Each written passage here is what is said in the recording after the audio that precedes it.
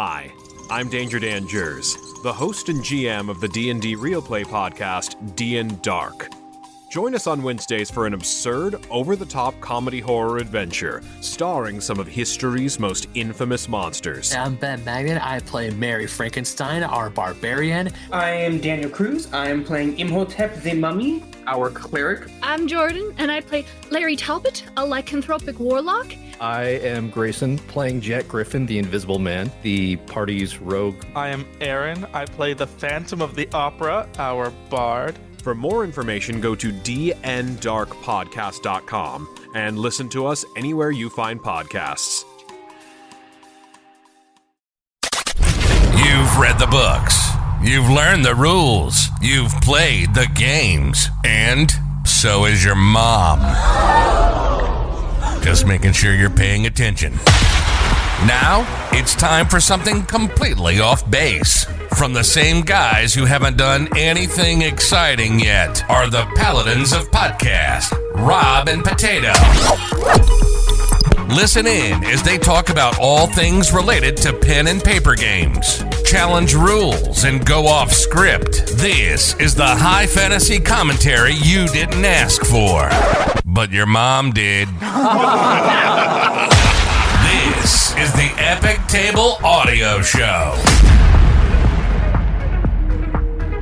What's up, everybody, to another episode of the Epic Table Games Audio Show, starring the Paladins of Podcast, Rob and Potato. What is up, Potato? I'm doing well. It's a bit sleep deprived, but I'll be all right. Dude, I hear you, man. We sometimes schedule these things kind of early morning, and I feel like I'm still asleep. Oh yeah, my eyes. I feel the sand, the crust, and they just don't. They don't want to go away. It is what it is. It's not. I am not envious of early morning radio talk show hosts. Me neither. So. All right, what do we have on today's docket? What's there to talk about this ep? I'm gonna totally surprise you with this. I got no idea other than those characters you said you had drawn up for the Marvel Multiverse game. I know that we pushed that out for 2 weeks, and I'm really excited to see what you've developed, especially because I've been trying to prepare for the Midgard game that we started last night. That's right. I can tell you a little bit about that. I think that, it'll be super surprising to kind of hear my stance where everything is on that, especially considering, my general DM and world building style. So let's do the Marvel characters real quick, because that way we're not dragging it out for 2.5 weeks. Well, all right. So the Marvel Multiverse playtest, it has a lot of neat things about it, but in my opinion, there's also a lot of issues. Mm-hmm. Namely being that the powers they have listed in the playtest doesn't really lend you with enough unique ability. I know that's not a word, but roll with me here. Because even at max level, you get, at max level 25, you only get 17 powers to choose from across 3 power sets. And the only way to cheese out from the cap of the power sets is if you pick up the trait Surprising Power. And all that does is it says that you get a power that you can't normally get. Vaguely enough, but when you actually, get into the community and actually talk about how this rule is interpreted, what that means is you have to meet prerequisites still, but you can pick up 1 power from a power set you don't have, meaning usually that's like the first power in the tree of the power set. So okay, it feels kind of wasteful because it's an expensive trait that you're spending for power in the beginning of a tree, which usually isn't a good power. Usually, in my opinion, not good enough to make that spend. Right. I mean, we're sounding very similar to what we are used to as a feat tax. It sounds like. Yeah, very much so, very much so. And usually, all the cascading powers, the only prerequisite that has is that you need to have the other power. So, Right. I mean, you can spend that trait multiple times, but at level 25, you get 9 traits. So you're really gonna have to figure out how you want to spend it. You can totally Right. cheese on it if you wanted to, but I But mean, using that trait in particular will take up possible traits that benefit your character in other ways. exactly. And here's another thing too: using surprising power to pick up a power in a power set. Man, I'm saying a lot of power. That you don't have. It takes away the special bonuses that you get from having that power set, because the power sets also give you bonuses to your ability caps and other Okay. things. So if you're not having that set, but you got 4 powers within that set, why not just get the power set? You know what I Right. mean? But yeah, Right. level 10, you only get 10 powers. And for my hero, I want him at level 10 because that's on par with Spider-Man. And I imagine him to be like a Spider-Man-esque character. He's a high school student. He just learned these new abilities that he has. Is he all right? Well, I'm gonna set forth and be a new Greenhorn hero. Why not? So Right. I wanted to be capped there, but I also wanted to give room to grow, because as much as I want to see how it'll build at the later game, I wasn't gonna mess with that. With the playtest, making a high level character makes no sense in my opinion. Right. So yeah, 10 powers really kicked me in the gonads, man. I wanted him to do this, wanted him to do that. I'm like, well, let's carve that down. Let's carve this down. Okay, so now you can't do this. Crap, what can he do? But I think I Right. got a good medium here. And it seems like it's pretty on par with some of the older Marvel superhero style games. Excuse me. That was out of nowhere. On par with some of the other Marvel superhero games where when you think of that as a level 10 character, we'll use Spider-Man for an example, they don't ever seem to really detail if we're talking Spider-Man when he was just starting out or a more developed Spider-Man. So True. We think of these level 10s as essentially neighborhood heroes. Yes. Spider-Man is a neighborhood hero. Daredevil is a neighborhood hero. While they're fantastic characters and heroes in their own right, they certainly are not the Avengers or the X-Men or the Fantastic Four. They are your lower tier heroes, where still amazing, they're still lower tier. So it's hard to believe that at a power level 10, even with 10 powers, you have a full array of power stunts or things that you could do, such as like Spider-Man's slingshot ability. Right. Whereas he has the powers to do it, it seems like he would be missing the skills or the traits or the stunts that would allow him to actually do this. Or at least do it proficiently. Yeah, and I'm not exactly sure how it was set up, because I do remember that there are abilities that you can have like power stunts on as well. So yeah, let's kind of hear it. What's up? Yeah. Talk us through some of the process here. All right. So my hero,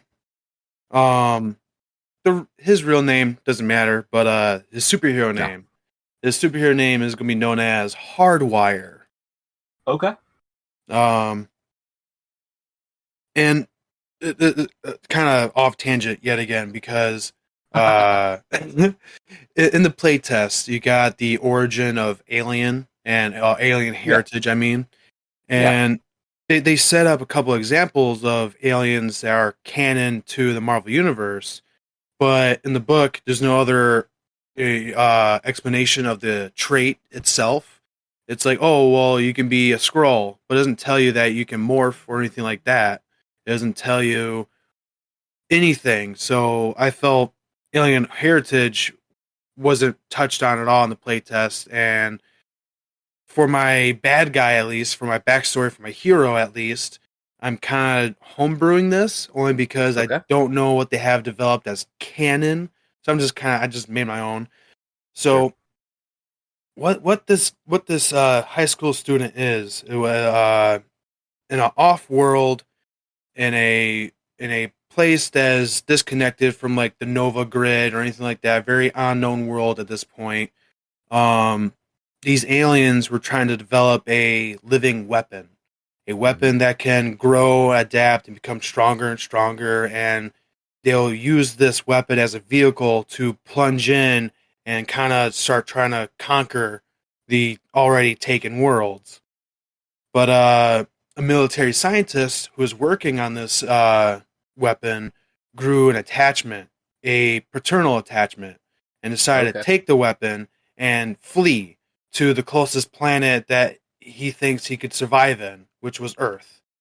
And using his intellect and knowing that his outward appearance isn't going to be able to help with his environment being a world full of humans and stuff, he transported his mind into several apparatuses that were human-like, and another one that was just a chip to be inserted into the living weapon, acting as a mentor when it comes time to actually help develop these abilities some more. And the living weapon is key to adaptability. So it kind of morphed and grew up as a human, and this child never knew anything about his actual origins. He just thought, I'm just a human boy. Here's my dad, who's coincidentally enough, a scientist. And one day in high school, he feels a vibration in his chest, and his ears get taken up by like a frequency that just takes up everything around his world, this resonance, and it triggers the living weapon inside of him. And knowing his newfound abilities, he finally gets guidance from his, internal mentor, who is the same, basically his dad from before. And he basically becomes a fledgling hero, but with this resonance, it basically became a tracking beacon of the enemy planet that wanted to use his weapon. So they send over a bounty hunter, and then it becomes a whole thing then. So what we're really talking, it sounds like, is I'm getting cyborg vibes. Yeah, a little bit. The mother box and the planet of Dark Side. It's very, very similar. Okay. Not as intense though, but well, I mean, you had definitely said prior to us recording here is that you're hoping that the power set is enough for the theme to come through, and with the background a little bit here, that's kind of what I'm getting. So I'm kind of curious to see if we have similar power sets, or if this was an inspiration, or if I'm a little off base here. Just the background's similar. I would say the background enough is similar, but I think the abilities is not cyborg-esque, unless you take an account of him turning his arm into a gun. That counts. But his key abilities here is biomorphic mechanisms. Okay. So he has the power set cybernetics, plasticity, and super strength. Okay. And I used up all 10 of the abilities, and I actually used the surprising power trait in order to get a power outside of my power set. Let's see, healing factor, of course, because he is able to knit his wounds back together very, very quickly. I decided to give him Wisecracker, which Wisecracker is like Spider-Man's key ability, be able to crack a joke and demoralize you if you fail to hit him, or if he has succeeded in hitting you, sort of deal. For a teenager, I thought that made a lot of sense. But those are two utility powers, not really connected to the overall theme of what I'm trying to pull off here. So let's dive into this. Extended reach, flexible bones, flexible fingers, armor, mighty, clobber, smash, and energy beam. So the basic idea here is that his reach quadruples to a amazing 20 feet of reach. And his arm can transform to a cannon to shoot the energy beam. And it's all biomorphic sort of mechanism. So his flesh is still there, but it's chunked into puzzle-like segments and gets warped and transformed out and stuff. Sure. Very, very grotesque, but it's like bio-robotic. Not so Yeah. like mechanical in the sense that you're watching like Cyborg, but it's more fleshy, more gross. Okay. Flexible fingers allows his hands to be transformed to any simple tool that he needs for any simple task, and also he can automatically pick locks if it requires a physical key to do so. Okay. Flexible bones, it gives him damage reduction against bashing and piercing, and also allows him to have a edge on contortion and escape checks. Okay. Mighty, of course, because I want him to be stronger than a normal person, and armor. This armor is interlaced underneath the skin, and it's what gives him the main support system. And yeah, I really wanted him to be a raw punching guy, but also ability to blast a beam. So that's Okay. where Clobber and Smash comes in. Clobber is a very basic attack. If you get fantastic success, it doubles the damage and can knock him prone, which is cool. Mm-hmm. Smash is his strongest move because this is the only move that he has where he can spend focus to make it deal even more damage. Spending 5 or more focus will give him like that the amount of focus you spent added to your damage. So if you spent 5, it's 5 extra damage. If you, I think there's no cap, so having let's see how much. Yeah, he has 85 focus. So unless I'm wrong, if there is a cap, spending 85 focus on one big smash will destroy you. Right. I Right. like that. He's like exerting everything into it, like All Might, you know. Like a final blow. Yeah. And then yeah, like again, energy beam. That's tied to the energy control power set. So surprising power helped me out there because I wanted that ability, but I didn't want to spend a set into that tree because everything else he couldn't get because of my limited power selection. If that makes any sense. Right.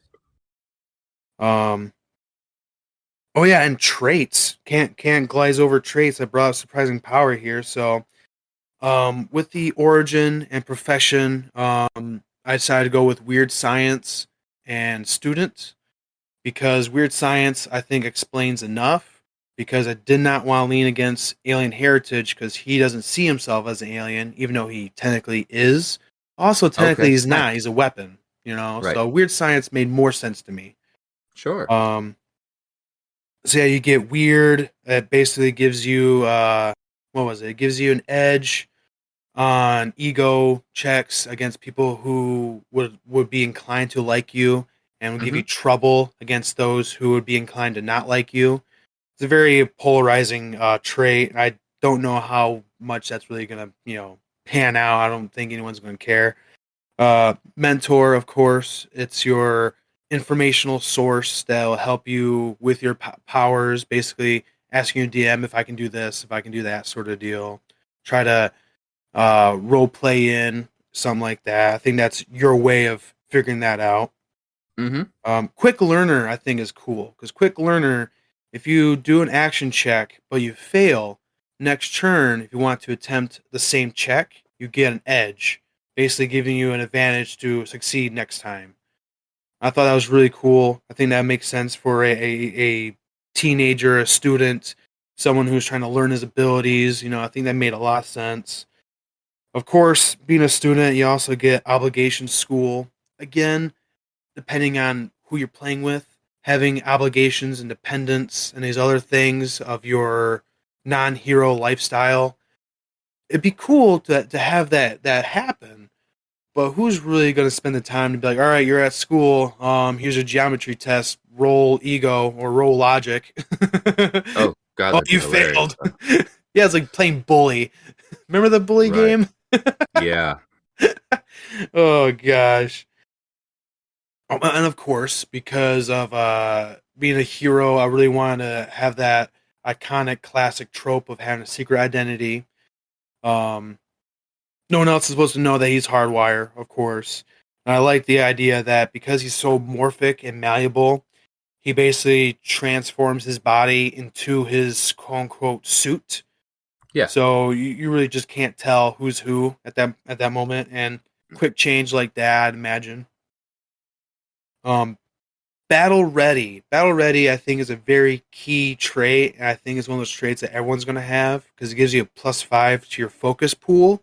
So Mhm. having more focus in general is just going to help you out in a fight Yeah. almost 100% of the time. So that was very key. Enhanced physique. It increases your might, agility, and resilience cap by 3.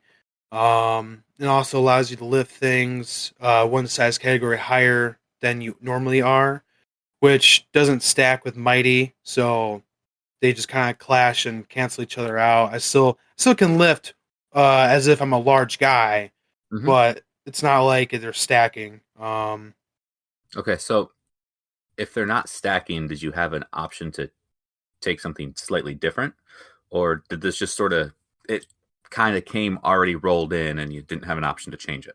Yeah, there's no way to change that. Last I checked, I have a online like Google Doc. This is to help translate all the data, and it says that his lifting size is huge, so they made it stack. But in the book, it says that it doesn't stack with other factors.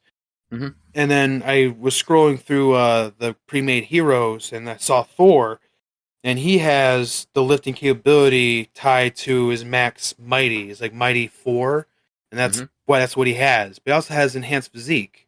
So if it didn't stack with that, I'd imagine it doesn't stack with this. It's just mighty 1. It's the same Mhm. thing.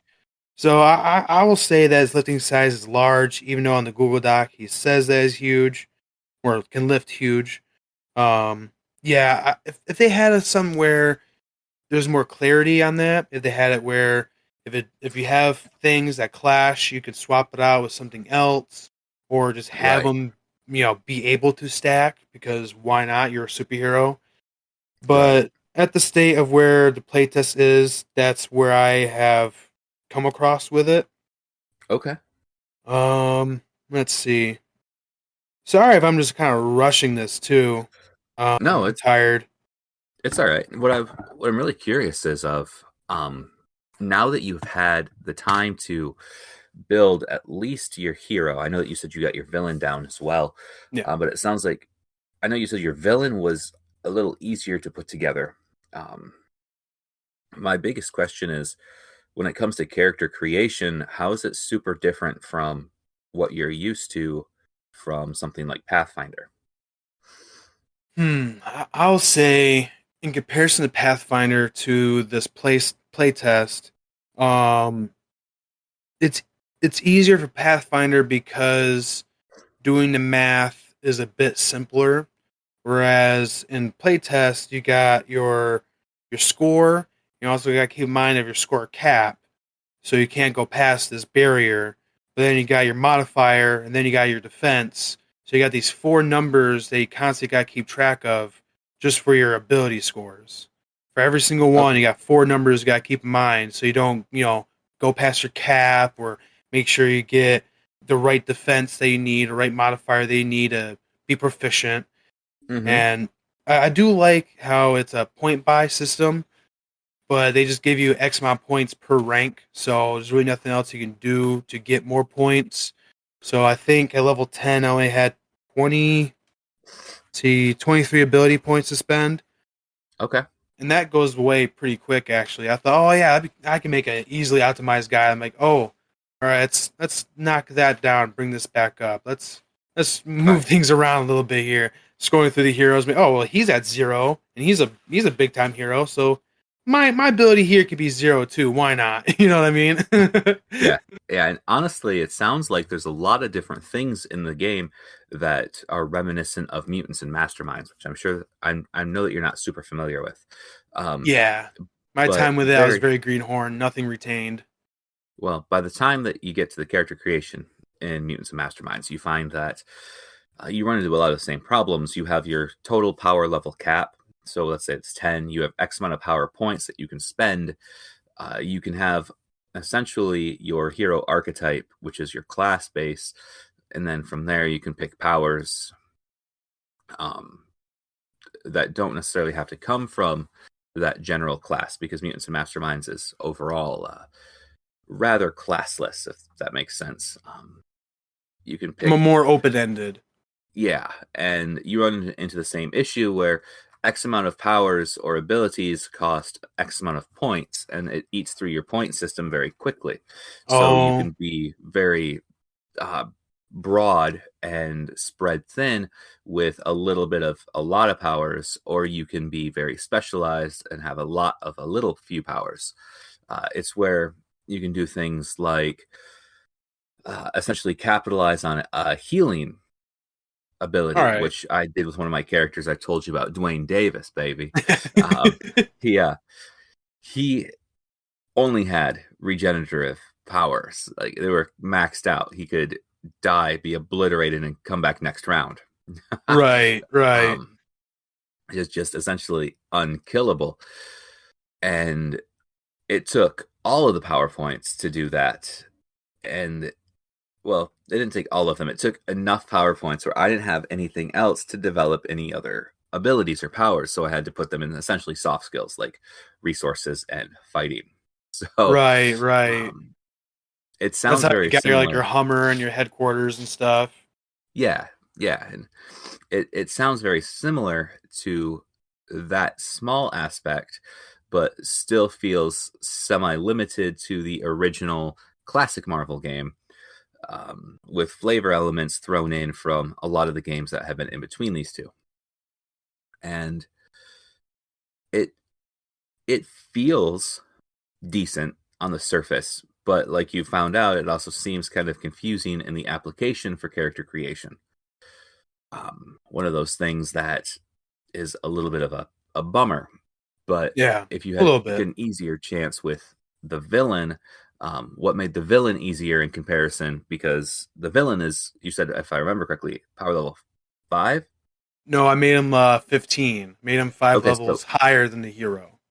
Okay, so I had the right number. I just didn't remember if we went up or down when we talked about it. And Cool. that too, So- it's wild. Like with the villain, it was easier only because my concept lined up with how many powers I can allocate a bit better. Mhm. And Okay. even then, I decided to specialize in one area over another still. But at least I gave him enough of this one area to make it feel what I wanted to feel like. Sure. In level 15, you only get 2 more powers, which is weird because it's a high climb to only get 2 extra powers. It feels a little wasteful, if you ask me.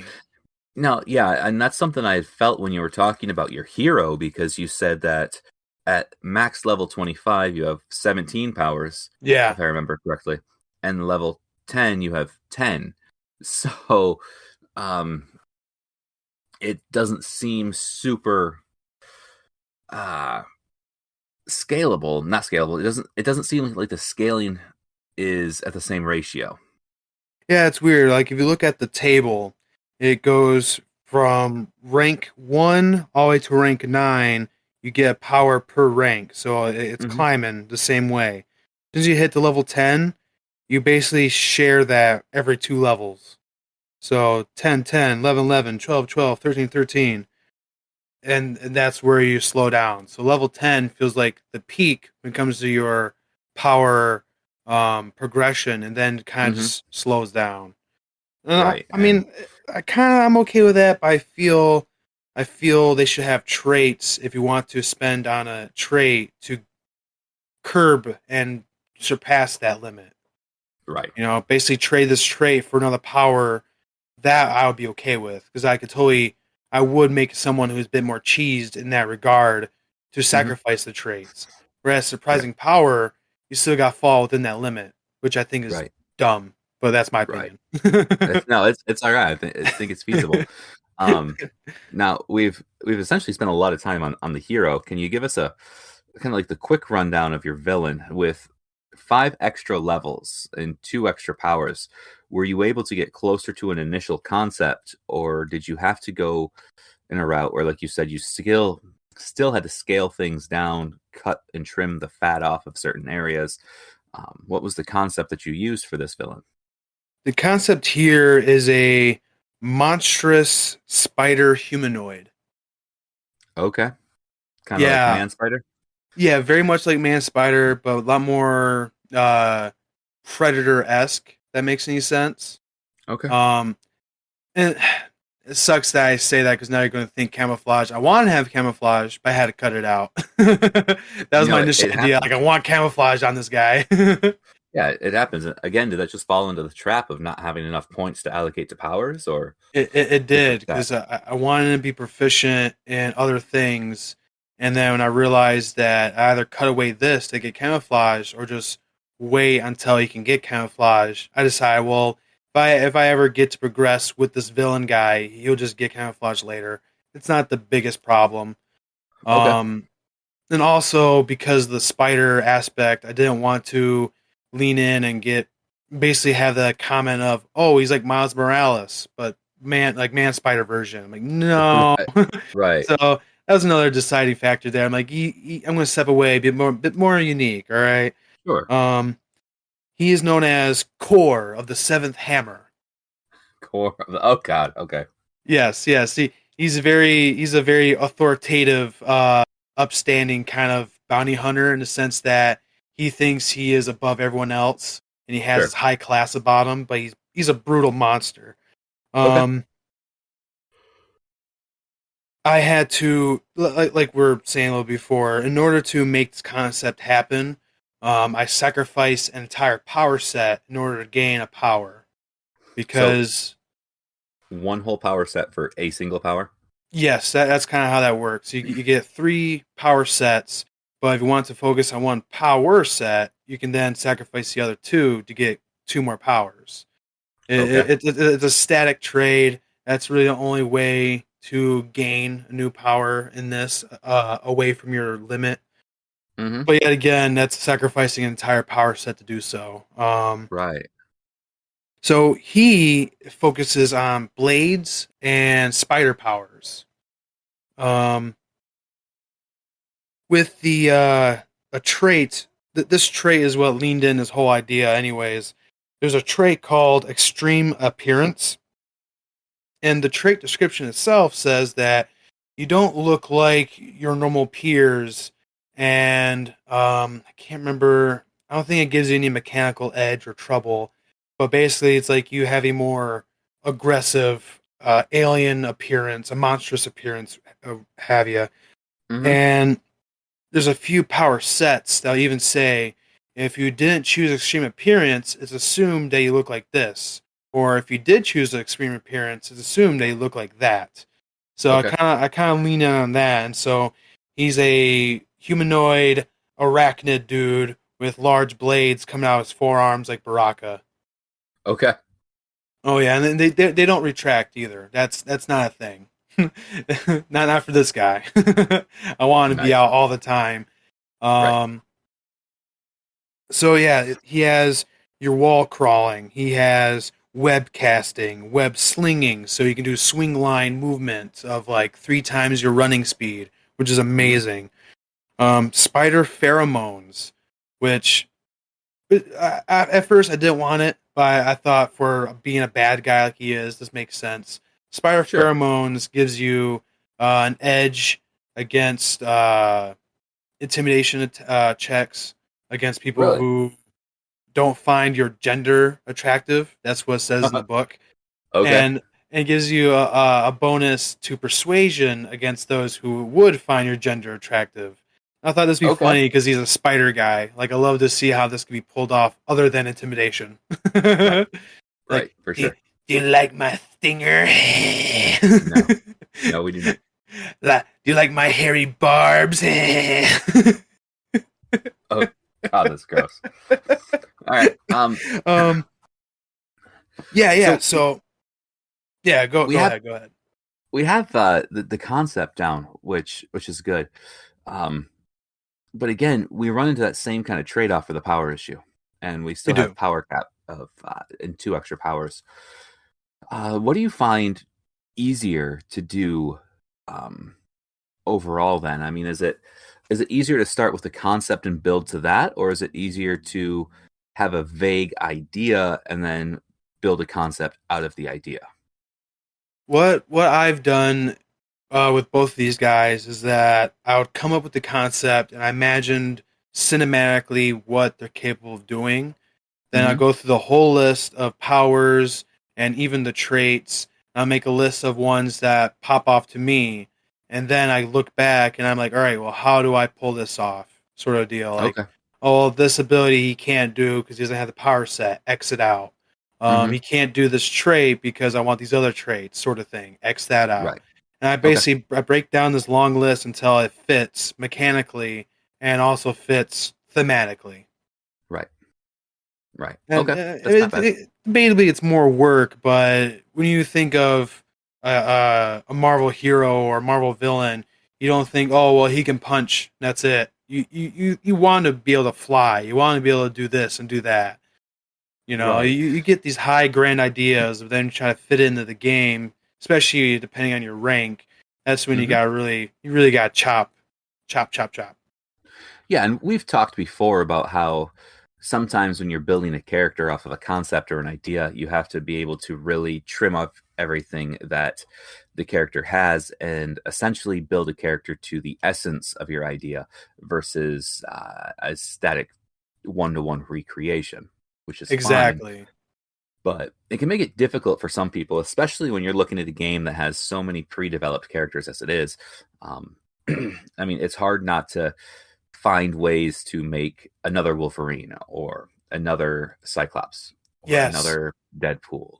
And Mm-hmm. when you look at your power sets, they're set up to essentially rebuild these specific characters. And looking through the book a little bit and hearing how you had gone through the powers to do so, it feels like it's set up to essentially recreate existing heroes easily. And Yes. if you do that, no problem. But if you stray from that, now you start to get into all your essential build tacks. You get into Yep. it's difficult to have a wide spread in powers unless you sacrifice certain other things, traits or powers, etc.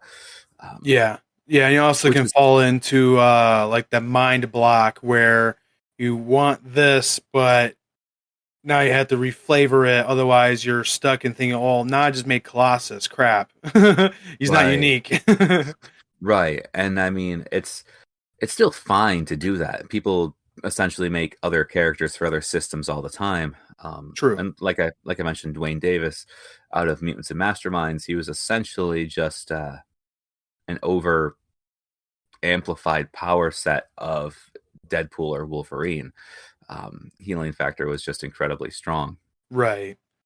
Outside of that, he was kind of useless for the most. No, he wasn't even useless. He had resources like hell, so it was decent.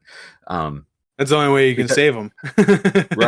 Right. And because we had spent so much time kind of going through the process on your hero, I don't think we need to delve as deep into the villain, only because we have a few time constraints here. Right. Also- I can at least shotgun through the powers that he has. Yeah. if Let's you'd like. start there, because I think those power sets are kind of what makes your villain shine, just as it made your hero shine.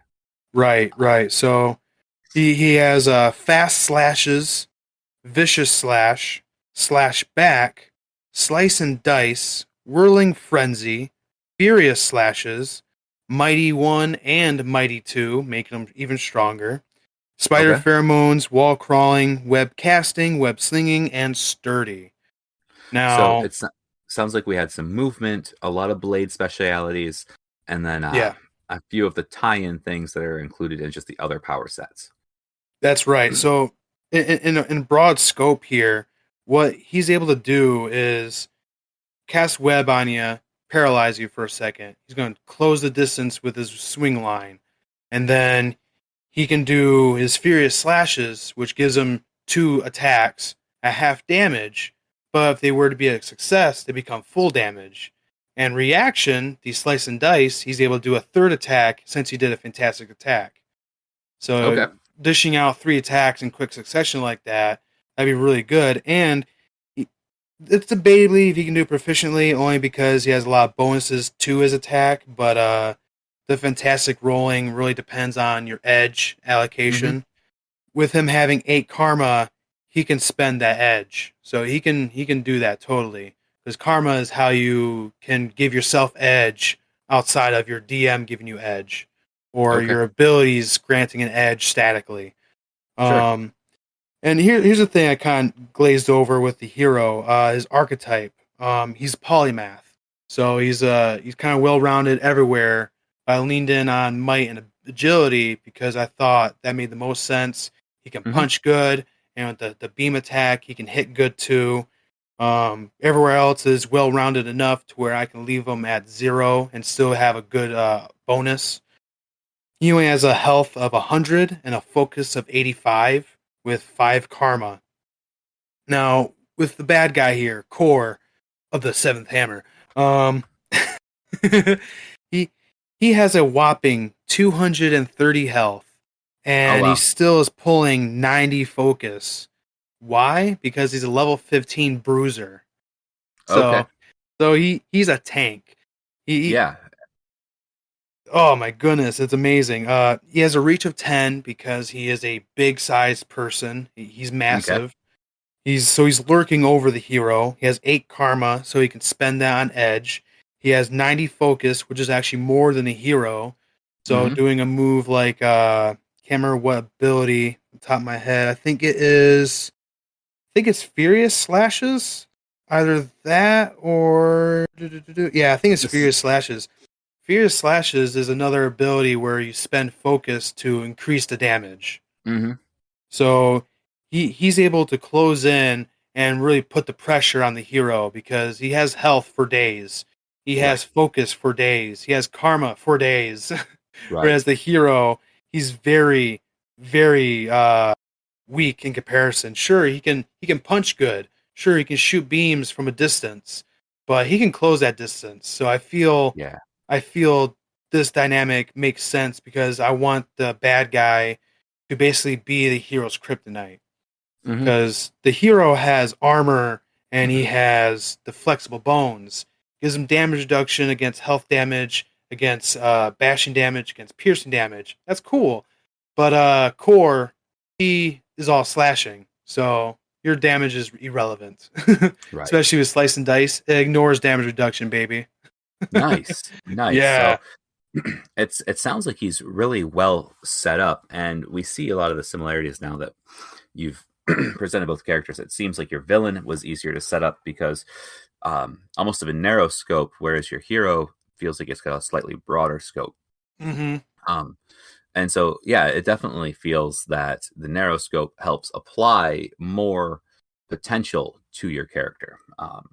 Which, I mean, again, it's easy to set up and think of that way when you see it happen so often, time and time again in many systems. Feat taxes that you have to pay in D&D or Pathfinder suck if you're going outside of that specific build, but if you're inside the build, those feat taxes are actually easy to take, easy to handle, and they apply. So, they roll in, you can't get away from it. It's like you have to have this. Right. So when you lean into that potential or that thought process or that ability, it's no longer a tax. It's the next step. And it seems like the villain kind of falls into that here as well. Yeah, the hero is definitely more broad, whereas the villain is more specialized. I dig it. Which I think that's normal case when we look at most hero versus villains anyway. Heroes have to solve a wide range and variety of situations. Villains generally stick to one thing and stick to that evil, villainous way. That's right. So it's not bad. And how did you like overall creating the characters? I mean, it was difficult at first. Once you caught on, it seemed like it flowed well. But overall, how did you feel about enjoyment of character creation? I definitely think now it would be a bit easier for me to pull off other builds, and I can't wait to actually try it. But I still feel it needs more polishing. I think it needs to provide more to the player. It feels too limiting for me to feel satisfied at a rank that I feel is comparable, especially for a hero. Like, rank 10, neighborhood hero, I think you should be able to do more things, in my opinion. But okay, I see. So we've given the example in the early part of the episode here that we're looking at the rank 10 neighborhood hero. We use Spider-Man for an example, but comparing Spider-Man to somebody like Luke Cage, for example, who is also a neighborhood hero, probably also around power level 10. Actually, Luke Cage is power level 5, surprisingly. Okay, so even that scales it down quite a bit. Even further, because Luke Cage has less power set. Yep, yeah, he has less power sets to use and less powers to allocate within those sets. Right. So that's not bad. It's an interesting system, and once you get the character creation now, it seems like everything else is pretty easy to follow along. I mean, storytelling for the storyteller isn't going to be super difficult. No. And it seems like a lot of things here show that the rule set for character creation is slightly different than the actual application of the game itself. So the difference there, we'll have to see how it goes when we actually play. Oh yeah, So I can't wait to play it, and I can't wait for the core rulebook to come out because I'm gonna close on here. The playtest has several things that it references and talks about, but never has anything there for you to work with. Like there's a trait called Green Door, and that's the Hulk. His gamma radiation. When you die, you can basically become resurrected by walking through the Green Door because of your gamma radiation. But there's no power set, no nothing that allows you to make use of this. Like, how can I build a Hulk and use this trait if you don't give me any powers or power sets to work with it? You know. Same with I can't remember the top of my head, but there's 3 other things that I caught while I was making these characters. I'm like, well, I can't even do this. Why even having it in this book? You're teasing me here. Maybe that's the point. Maybe it is a tease. But I was like, man, what if I want to build a Hulk? Now I can't. Thanks. Right. And I like that essentially we've spent about 3 weeks kind of focusing a little bit on this Marvel Multiverse game, which seems like it's a lot more time than some of the other people have spent on this. It seems like there have been individuals who have read the book cover to cover, but haven't done much with it other than give us an initial thought and review. So your plan is to actually post these character builds on epictablegames.com. Yes. So people can see what they look like. In other words, speaking about Epic, the website, I don't know if you've noticed, if you've had time, but I've actually put up 2 reviews. Oh, yeah, I haven't noticed. Oh, man. Yeah. One of the reviews was for a new game that I got, Morkborg, which I've been interested in this for a while. Morkborg, Swedish for Dark Castle, and it's a old school revival style game. It's definitely rules light. The rule book is 87 pages long. Oh, okay. That's not bad. I mean, no, not bad at all. And it is nuts, man. It's a beautifully crafted book. It's well designed. It is hard to make it through. Everything seems scattered. Like I was going through, and I think I had to get through the first 13 pages before I came across any kind of initial rule. I couldn't find the table of contents right away. Weird. It is weird. It is super cool. That was badass. It's something I want to give a try to. It leans heavily into that idea of the satanic panic from D&D in the 80s. It's awesome. Cool. Yeah. And the other one, I finally got my Midgard review up, which has taken me forever. That's right. You were working on that review for a long time. Yeah, I was, because I wasn't exactly sure what to say, considering that I wasn't talking about a game system. I was talking about a setting. And so our Friday group finally had our first session in Midgard, and I wanted to talk to you about this because it's so different from how you know that I roll. I wasn't prepared for anything. I had no idea where to start. No idea what I wanted to do. I got zero direction for the game. I don't have any story arc. I'm trying to put it together, and it's not that I'm seat of your pants. Yeah, and it's as much as I do that on a generally regular basis. I haven't done it as much this time because I want to be immersed in the actual setting itself. I don't want it to be the same game or same idea that we've played before. And some of our players are going to have a baby later in the summer, so I kind of want a semi-short campaign. Oh, okay. With no character backstories with no general idea of what to pull from for everything here, I really don't know where to begin or start or hook the characters in. So I like the way the game started. The game started right away with combat. Okay. And they were facing a 3-headed dragon, kind of like a hydra. Now they all decided they want to start at level 5, and this dragon was CR 13. So it was absolutely intentional for them to die. And I know that sounds really weird. Like, oh man, Rob is going to go for a TPK on session 1. Yes, absolutely. In fact, first thing that happens is a TPK. I'll put you in your place. What we did was the 4 party members had been the focus of the battle, but I described that it was essentially a large-scale battle against this creature. So there were a lot of other individuals there. They weren't included on the map, but they were just fodder, easily dying. Like flavor combat in that regard. Not like you're making rolls for all those guys. Right. You know, a little bit of damage gets through to the dragon. The dragon takes out swaths of them.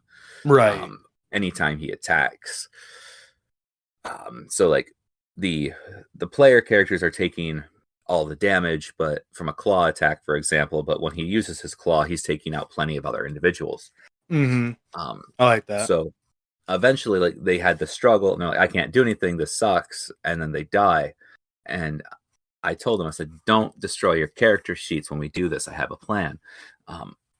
So the opening scene was the death of all their characters, and then they were presented with kind of an offer to not die. And like a Valkyrie thing, or kind of more like a witch thing. Oh, okay. And I'm not sure how familiar you are with a lot of the Midgard settings, but the Weavers of Fate are the Norns. They're the ones that thread the life threads of fate through their loom. And so every individual character's life is only as long as their thread is. Well, before it gets cut. Baba Yaga is essentially the one that offered them the choice, and she asked if their life is their own or if it's forfeit. And nobody chose that their lives are forfeit, so they decided to stay alive. They ended up essentially blacking out and waking up in a cabin. They haven't decided if they remember anything or not yet.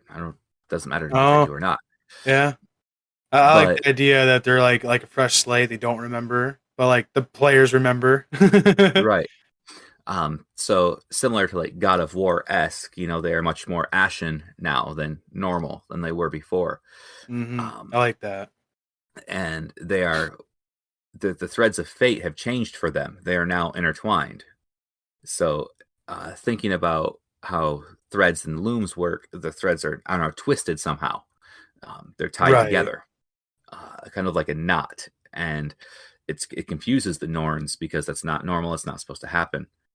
And another term that they found later in the game was they're blood tied. Oh, blood tied, like the relatives, or no, something more ancestral. Something a little bit more sinister. Oh, supernatural. Something a little bit more supernatural. Okay. Which is something I gotta kind of work on figuring out. But laying down some of the things here, lore is a little different because I'm using most of a campaign setting, but I'm still homebrewing a little bit. I have to pay more attention to what's in the book and the characters and NPCs, like the deities, considering that in Viking mythology, the gods will actually walk among the mortals at times. Oh yeah, all the time. Yeah, and it's different. Like I feel like I have zero direction with this. Well, I feel what I would do is constantly reference, like, you see a crow until they catch on, like, oh, is that Odin? Like, no, it's just red herring. I just wanted you to catch on. Just a red herring. Just a red herring. Yeah, so we'll see how it goes. And I'm not I like the setting. I'm not sold on the particular game at the exact moment, but excuse me, I think we had talked about how I'd felt with the opportunity to make a few small changes. And this being the direction that we went, I was kind of bummed out, but I'll do what my players want. Right. You got bob and weave, but so far from what you told me, I like what you've done. I like what path you're going so far. I do got a question, like Yeah. with their their fates being intertwined. Does that necessarily mean that they're the makers of their own fate at this moment? Like it's not decided for them now? I'm not sure. Because that I'm kind not of sure. it kind of gives me Kingdoms of Amalur vibe. Have you played that game? I have played 5-10 minutes. of All the right. game. Well, that's kind of the same idea. Like the guy, your main character, he died, but through this experiment, he became resurrected. But because he's already died, his fate was cut off. But now he's fateless. He's his own fate weaver. Essentially, he can decide his own fate, and that kind of gives me the same vibes there. That because they're brought back, and because these twines are now entangled and confusing the Norns, it kind of gives me that vibe where now you guys are more special because now there's things that's up to you to decide. You know, Right. you kind of God of War-esque, like you said. It's like you have this power, this unnatural power that you have to figure out how to tap into. Is what I'm kind of getting here. Yeah, But- and I like how you laid down the idea of they have to decide, because we can really play heavily into that. They can be in the middle of some sort of combat where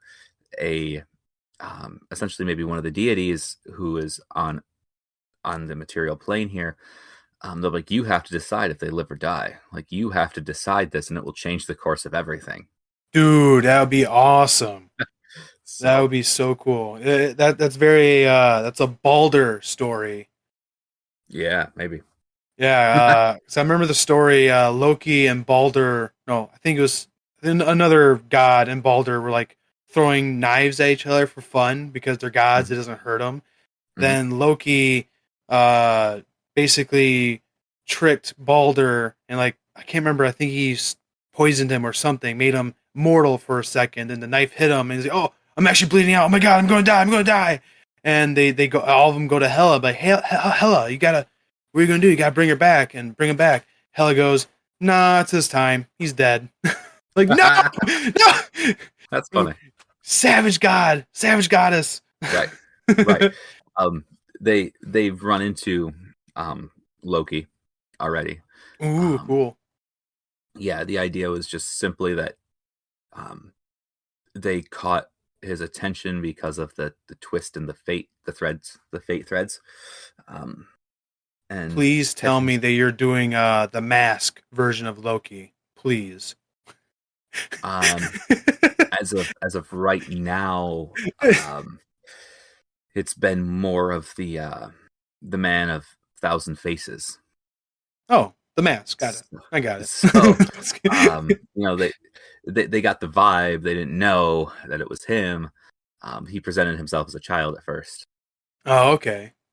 So, yeah, it's interesting because he kind of gave out a few things, and the players didn't make a whole lot of decisions right away in the first show. Like I didn't give them any missions. I didn't give them any direction. I gave them zero. I gave them an opportunity to find something to do. You kind of gave them exposition, if anything. Yeah, and it took them a while to figure out anything.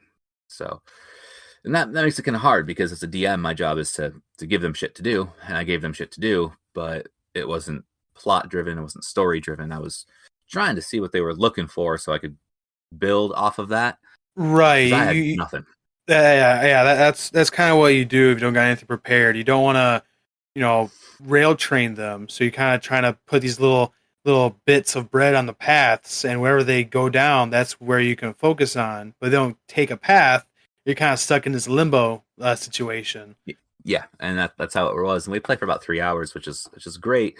But they got some stuff done. I mean,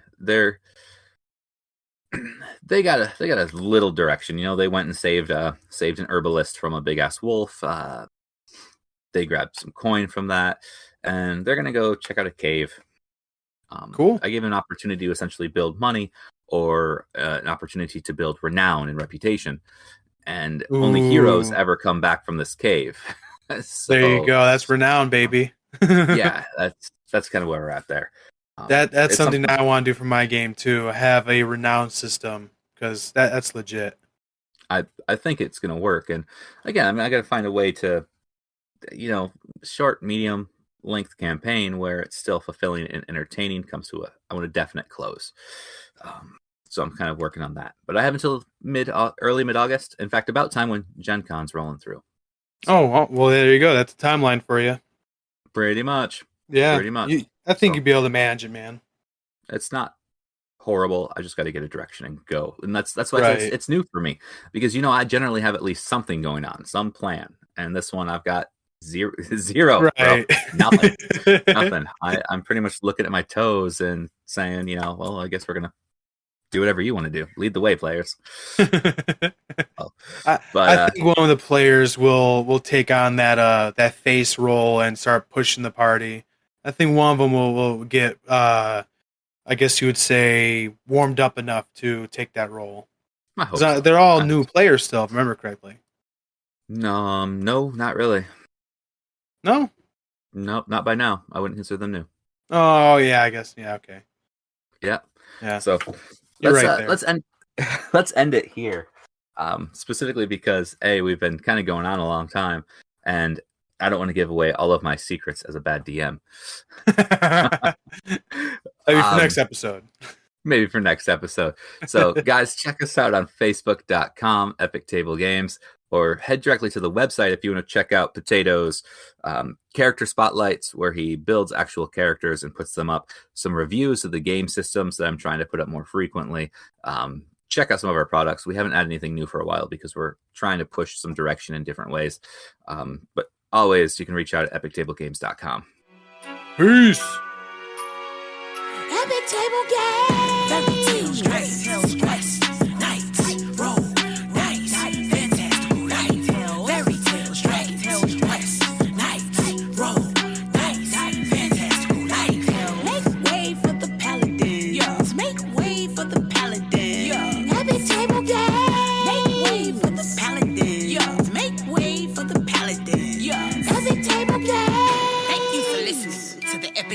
Audio show with the paladins of the podcast, Rob and Potato. Until next time, stay in touch on Facebook at Epic Table Games and online at epictablegames.com. Yeah. Epic Table Games.